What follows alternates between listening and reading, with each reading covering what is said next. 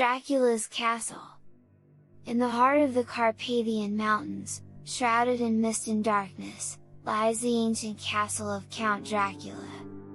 For centuries, the locals had whispered fearful tales of the malevolent creature that inhabited its walls.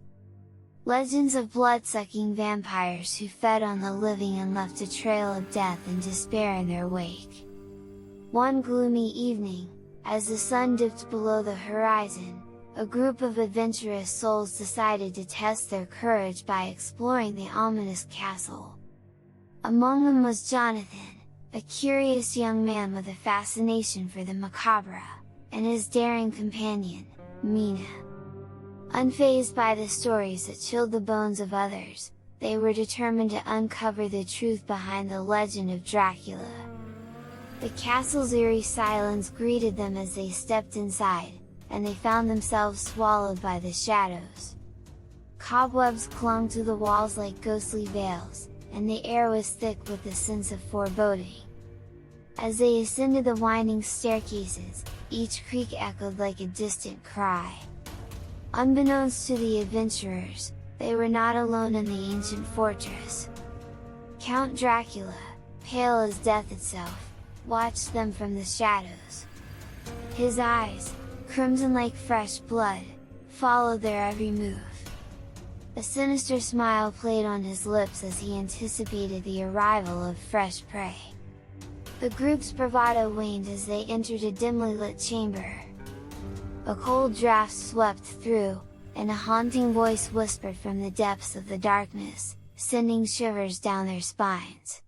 "Leave this place, mortals," the voice warned. For in the presence of Dracula, none can escape the clutches of the night. Despite the fear that gripped their hearts, Jonathan and Mina pressed on, driven by a mix of curiosity and stubbornness. They stumbled upon a hidden crypt, adorned with coffins bearing the crest of Dracula. Fear not at their resolve, that they had come too far to turn back. As they explored further, Mina felt a strange sensation, as if an invisible force was drawing her toward a locked door. Her trembling hands reached for the key she carried, and as the door creaked open, they were met with an unsettling sight, a room adorned with paintings of past victims in a coffin that appeared to have been recently disturbed. In that moment, the true horror of their situation dawned upon them. They were trapped in the lair of the undead, surrounded by the sinister presence of Count Dracula. Panic consumed them as they realized they were mere pawns in a centuries-old game of survival. Jonathan and Mina raced to escape the castle's clutches, but Dracula's supernatural speed thwarted their efforts. The Count appeared before them, his eyes gleaming with hunger. In a voice that sent chills through their bones, he proclaimed, "Your blood shall sustain me for yet another century."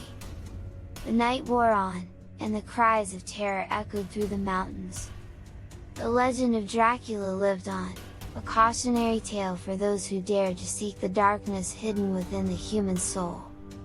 And as the sun finally rose over the Carpathians, the castle stood empty once more, waiting for new souls foolish enough to tempt fate and challenge the ancient evil that lurked within. The end.